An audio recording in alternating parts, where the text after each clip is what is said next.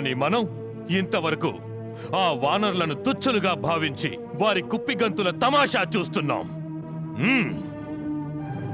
నాదో అనుమానం. వారికి దేవలోకము నుండి దైవ సహాయం లభించి ఉండవచ్చని, లేక ఆ దేవతలే వానర రూపమును ధరించి రాముని వెంట వచ్చారేమో. దేవలోకము దైవ సహాయమా? నీవు ఎవరి ముందు దేవతల గొప్పతనాన్ని కీర్తించుచున్నావు? యుద్ధములో తోక ముడిచి మేఘనాథునికి జైఘోష చేస్తూ లంక వరకు ఈడ్చబడిన వారినా? వారు వారినే కాపాడుకోలేకపోయారు. అలా పరాజితులైన దేవతలు ఏ బలముతో లంకపై దాడి చేయగలరు? పుత్ర, పరాజితులైన సిపాయిలు దెబ్బతిన్న నాగుల వలె భయంకరంగా ఉంటారు. అవకాశం లభిస్తే అదే విధముగా తిరగబడతారు. ఎలాగంటే సముద్ర పాటుపోట్లకు వెనకకు మళ్ళిన సాగర కెరటం మరింత శక్తితో ఉవ్వెత్తున